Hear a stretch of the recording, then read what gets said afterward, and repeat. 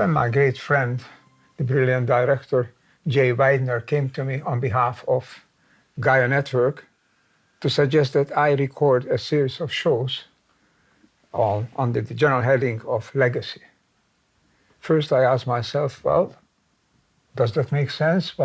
Why? I've already published a lot of books, can look at those.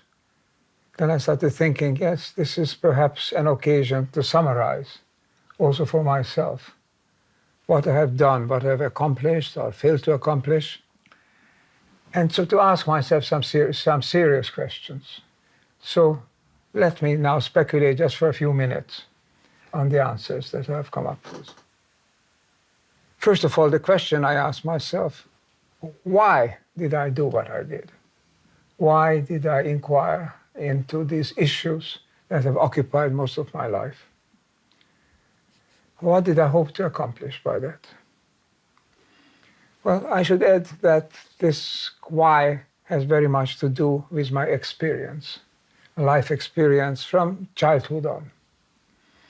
As some of our viewers might know, I have started my professional life in this lifetime as a musician. And my experience as first a piano prodigy, started with the age of 9 to play concerts, and then as a serious musician for touring the world. My experience playing to public, to audiences, was a remarkable one. It's not an ordinary experience. When things really work, you move into another sphere in music. You become one with the public. In fact, the people as individuals disappear. We all are a resonant, vibrating field together beyond any ordinary bounds of space and time. We go anywhere we want and we feel anything we want. There are no limits to that. This is when it really works. Then you are on this high, on this great aesthetic experience, the catharsis, perhaps. So I had that experience, and I always suspected that this is not accidental. It's something, there is something in truth in the world that allows these experiences, that they have a root in the real world. So I started asking, what are they? What kind of a world is this in which one can experience wholeness and oneness? And the higher dimension, or perhaps a deeper dimension. And I started trying for answers. Now here I must add right away, following up this little introspection that I'm doing now, the answers I gave were not limited by convention. Why? Because for the very reason that I was asking these questions, I also have no limits in trying to give the answers. Because I did not lead a conventional life. From the time I was discovered, so to speak, as a musical talent, I have not been part of any standard life expectancy, lifestyle, life community. I have lived a bit outside of the box. Even as a child, I was considered already a piano prodigy and did not. I visited school, but I was a private student. I just went for the exams at the end of the term. And otherwise, I did the studies on my own. And I worked with my mother, who was a piano teacher and had great ambitions herself for becoming a concert pianist. But she started in life too late. In her family, there was not enough understanding for what she really wanted.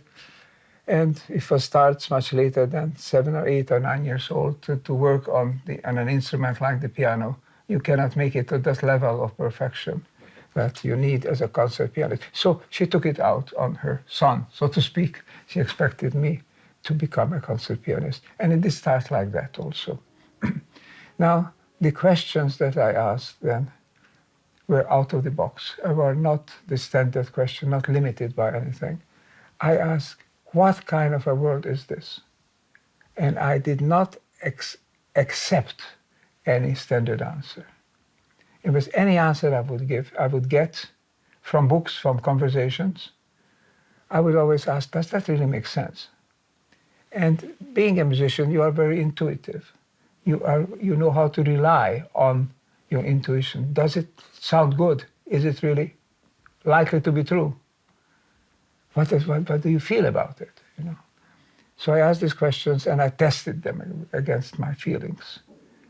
So I was wide-ranging answers, wide-ranging inquiry. Is this world really a material sphere? Is this one limited to bodies moving about in space and in time? Is there more to it?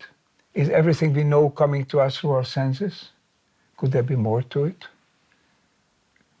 And these questions led me to different concepts. First, to the idea of, which nowadays is very much known, but it wasn't at the time, namely of interaction, interdependence, namely of the kind of world where everything affects everything else. I was thinking, if I have these experiences, perhaps they are part of a chain of experiences that are rooted in reality, which itself is a chain of events. All things connected and together producing this experience that we have. So maybe our experience is not just limited to the here and now, what we perceive with our eyes, our ears, etc. So I did not hesitate to explore this possibility. The experience I had in music was beyond the ordinary bounds of the senses, and I asked, what kind of a world is it in which such experiences can come about? Truly, the first concept that came is that beyond, above or below, someplace, somehow beyond the everyday world that we experience, there is another reality, a higher reality, a transcendent reality. Now, I was not about to go into any religious dogma or doctrine and say, well, this is it. This is, it's been written over here, this is how it must be. Because I was asking questions out of the box. I was not ready to accept any prepackaged answer, as it were. So I explored, what kind of a world could that be? And the answers that I came up with were more based on process than on existence, more on becoming than on being. Constantly, things are moving, constantly developing, constantly evolving. Things are not what they are, things are what become, and things are what they relate, how they relate to others.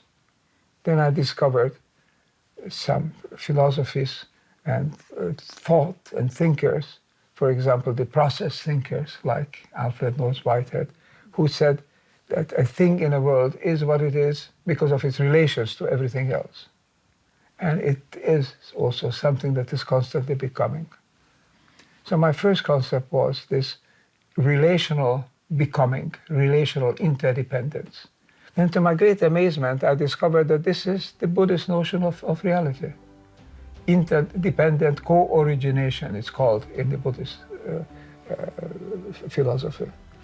I didn't know that others were thinking like this. There's a whole tradition like this. I started exploring this more and more.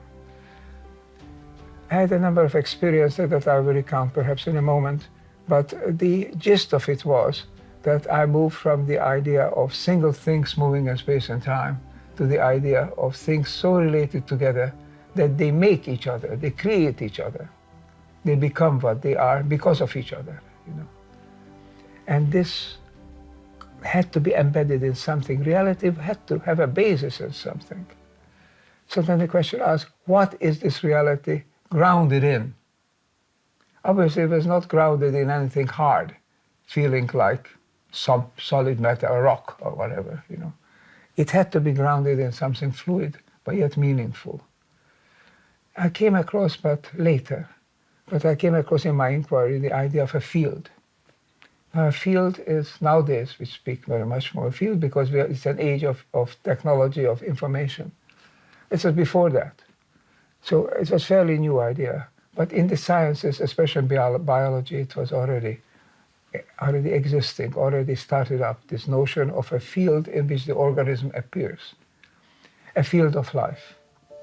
Also going back again to ancient traditions, a field in which all living things can evolve. But could it be a single field, or would it be part of the overall field of the world, of the reality, in which these experiences are field experiences? I moved from there to the idea that all this field is basically not something solid and material. It's real, all right, it's real, but it's not something concrete, cannot be limited to the here and now. But think what happens in this field at any one part, also happening in the other parts. It's all happening together. It's all evolving as one thing. And now this was, just to recall, way before the quantum revolution. See? It was in the 1950s, 1960s. Some scientists already had these notions, but the wide quantum revolution, end of the 20th century, didn't arrive yet at that time. So I asked myself, could this field be a psychic field, a mental field? But I did not like, finally, the idea that we just have to give up our notions of reality and say everything is a thought.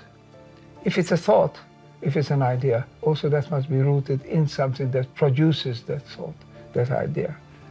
So the field as an informational reality, that was then the next step. And that's where I'm still today. Some place where I think that the world is running on information, and the field is primarily energy of a particular kind, not a random energy, but a highly focused energy, moving in a given direction. Now this to me has always been very intriguing, I might also say satisfactory, because it gives answers to the question, why are we here? And also, where are we going? Because the answer to why we are here is to go where we are meant to go. So if there is a purpose underlying things, then we are here as an instrument to fulfill that purpose. Maybe the instrument is our thinking, is our consciousness, is our mind, but it is here to explore a reality which is also beyond that, with which is connected, but it's not limited to that. There is a reality beyond the mind.